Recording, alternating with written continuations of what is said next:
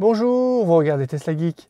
Tesla, avec ses voitures, a vraiment amélioré, voire même révolutionné l'expérience utilisateur. Les deux premiers exemples qui me viennent en tête, ce sont la façon dont on peut accéder au véhicule avec la clé sur son téléphone et le démarrer sans avoir à mettre une clé physique ni appuyer sur un bouton. De la même manière, quand on est à l'arrêt et qu'on est en mode parking, eh bien, on n'a pas besoin d'éteindre le véhicule, voire même si on a oublié de mettre en parking, le fait d'ouvrir la porte conducteur, eh bien, ça la met automatiquement en parking. Il y a tout un ensemble d'intelligences qui ont vraiment amélioré l'expérience de conduite et l'expérience d'utilisation du véhicule. Mais parfois, Tesla va un peu, on va dire, à l'extrême. Sur la dernière Model 3 Highland et sur les dernières Model S et X, ils ont complètement enlever les commodos. Le passage de vitesse se fait à l'écran, les clignotants se mettent sur le volant avec deux boutons. Pareil pour les essuie-glaces, on n'a plus de commodo. C'est assez perturbant.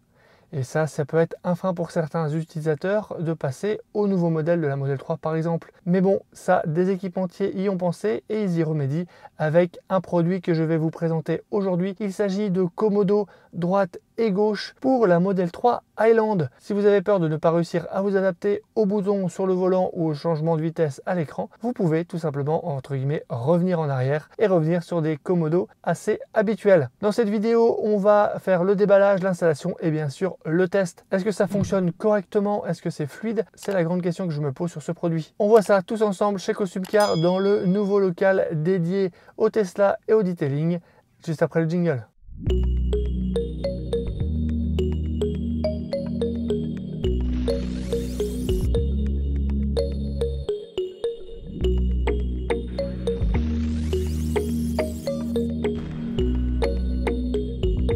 Costume Car a un nouveau local dédié à tout ce qui est detailing et aussi produits préparation de Tesla. On est accueilli par ce grand stand de chez Jayon avec plein de produits d'entretien dédiés au detailing. Et sur la droite, on a quelques produits pour venir personnaliser, customiser sa Tesla. Et ici, la partie atelier.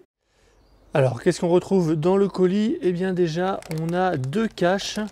Un certainement qui va aller par le dessous du volant avec des petites pièces en plastique qui bougent à l'intérieur. On a un cache ici qui à mon avis va aller sur le dessus puisque là on a la partie ouverture pour les deux commodos. On a bien sûr du câblage ici, certainement un câble en Y pour aller envoyer les informations à la voiture, des serre clips et on a aussi quelques vis ici. Là on a un tour qui va se mettre, je suppose, autour de la colonne de direction. Et bien sûr, on a les deux commodos ici et là.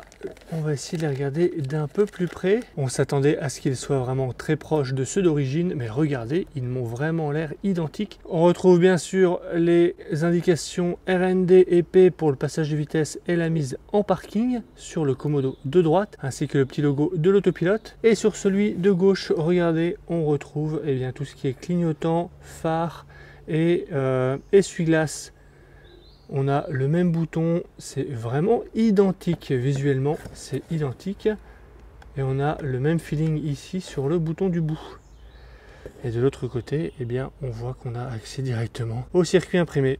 Donc Anthony a déjà commencé le travail. Pour installer ces commodos, il faut commencer par enlever le volant. C'est quand même une opération qui me semble être pas forcément à la portée de tous.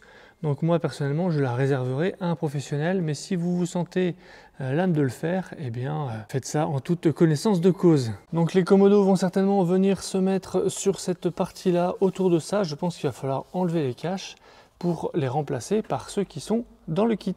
Au niveau du volant, il y a l'airbag à déconnecter et ensuite il y aura cette grosse vis bien sûr à enlever. Bon, vous l'aurez compris, l'objectif de cette vidéo ce n'est pas de faire un tuto détaillé de l'installation, mais surtout vous montrer le produit, avoir quelques notions de comment il va s'installer et surtout le test, voir comment ça fonctionne et ce que ça donne visuellement une fois qu'on l'a installé. Et oui, la Tesla sans volant est déjà réalité, regardez. Non, on l'a juste enlevé pour pouvoir mettre les commodos. Donc là, Anthony est en train de remettre le cache. Il a fixé les deux commodos ainsi que le support de commodo. Le support se trouve juste là et là, on a le premier cache. Il y a bien sûr des vis pour être sûr que ça soit bien fixé, que ça tienne bien, mais ça commence à prendre forme. Voilà ce que ça donne en termes de finition avant qu'on remette le volant. On a donc deux caches plastiques ici qui sont un peu plus grands, un peu plus volumineux que ceux d'origine. Et on a bien sûr les commodos qui sont là. Voilà ce que ça donne de ce côté-là. Avant, souvenez-vous, on avait quelque chose d'un peu plus épais ici. Et là, c'est beaucoup plus fin à ce niveau-là, mais là, c'est plus gros. Donc Anthony est en train de refermer à droite puisque c'est là-bas qu'on va se connecter pour que l'information des commodos soit prise en compte par la voiture. C'est le même type de branchement que pour un commandeur des sexy boutons ou pour un écran derrière le volant. Et donc le câble, il va passer, il remonte un peu comme ça.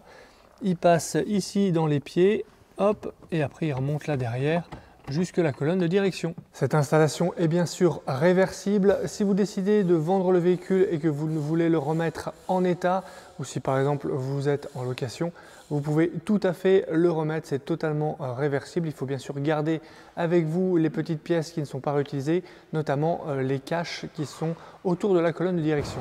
Et voilà, ils sont installés, tout est en place. Regardez-moi ces commodos. Juste là, on retrouve vraiment bien les habitudes qu'on peut avoir. Par contre, je trouve qu'ils sont un peu plus loin que du volant, que peut-être les miens. Il faudra vérifier, mais quand j'ai ma main ici avec les doigts, j'ai l'impression qu'ils sont peut-être 1,5 cm plus loin. Ce qui va vous intéresser certainement, c'est de voir le fonctionnement. Eh bien, on va faire tout de suite le tour des fonctionnalités. Je mets sur le pied sur le frein, je baisse le commodo et regardez, tout de suite, ça met la marche avant. J'ai toujours le pied sur le frein, je lève le commodo, c'est immédiat marche arrière. Je remets la marche avant, c'est vraiment pris immédiatement en compte. Ça, je trouve ça très bien. On a le bouton P pour passer en mode parking. Sur tout ce qui est changement de vitesse, ça fonctionne très bien. On retrouve exactement la même expérience d'utilisation qu'avec les anciennes Model 3. Au niveau du commodo de gauche, on va retrouver les fonctionnements de clignotant. Si on fait un petit coup vers le haut, on va avoir le clignotant droit qui va se mettre 3 secondes. Si on fait le clignotant vers le bas, eh bien le clignotant 3 secondes, c'est un petit coup. Si je fais un grand coup vers le haut, ça va me le mettre vers la droite de manière continue. Si je fais un grand coup vers le bas, ça va le mettre vers la gauche de manière continue. Maintenant, si j'appuie sur le petit bout ici, ça va me mettre un coup d'essuie-glace. Si je le tire vers moi, ça devrait faire un appel de phare, donc ça fonctionne. Par contre, si je le maintiens vers moi, eh bien ça fait un clignotant. Moi, je m'attendais à ce qu'il reste en continu allumé. Maintenant, j'ai remarqué un petit bug. Si je le pousse comme ça, je devrais avoir le passage de feu automatique vers feu pas automatique. Et en fait, attention les oreilles, quand je le pousse, ça klaxonne. Donc, est-ce que c'est un défaut du produit ou est-ce que c'est parce qu'on vient de l'installer et qu'il faudrait qu'on refasse peut-être un reboot de la voiture? Ça, je ne sais pas, mais voilà le comportement que je constate. Sur ce commodo-là, on doit aussi, en mettant 2 coups vers le bas, pouvoir mettre l'autopilote, mais là, dans le garage, évidemment, je ne peux pas l'essayer. Qu'en est-il de la garantie Tesla? Comme pour toute installation de produit, si celui-ci est à l'origine d'une panne, Tesla peut refuser de prendre la réparation au titre de la garantie. Si l'accessoire n'est pas la cause de la panne, la garantie continue de s'appliquer et la réparation est prise en garantie par Tesla. Voilà donc pour ce produit exclusif, inédit. Je suis très content de pouvoir vous le montrer. Je pense qu'il y a peut-être des gens que ça va rassurer de pouvoir, si besoin, installer des commodos physiques habituels s'ils n'arrivaient pas à s'habituer aux boutons tactiles du volant qui sont propres à cette Model 3 Highland. En tout cas, je pense que ça va en rassurer plus d'un. Si ce produit vous intéresse, il m'était envoyé par TL Yard. Je vous mets un lien et un code promo en description. Logiquement, il devrait vous apporter en ce moment 27% de remise sur le produit. Si ce produit est expédié depuis en dehors de l'Europe, il y aura aussi des frais à réception. Moi personnellement, pour le moment, je n'ai pas encore reçu quoi que ce soit de taxes à payer sur ce produit, donc il a peut-être été envoyé depuis l'Europe. Un grand merci à Anthony de Costume Car d'avoir réalisé cette installation dans son atelier. Tout ce que vous pouvez imaginer pour votre Tesla, il saura le faire, donc n'hésitez pas à le contacter. Je vous mettrai aussi ses coordonnées au niveau de la description sous la vidéo. Merci encore à Telliard de m'avoir envoyé ce produit, je suis content de pouvoir vous le montrer. Pensez à vous abonner si ces contenus vous intéressent pour ne pas rater mes prochaines vidéos. Et puis jetez un œil sur mon site teslageek.fr pour d'autres bons plans, la checklist de livraison et une sélection d'accessoires pour Model 3 et Model Y. Et je vous dis à bientôt pour une prochaine vidéo. Si tu as aimé cette vidéo ou que tu veux soutenir la chaîne, mets un like. Tu peux t'abonner pour recevoir les notifications de mes prochaines vidéos et aider la chaîne à être mieux référencée. N'hésite pas à donner ton avis en commentaire. À bientôt!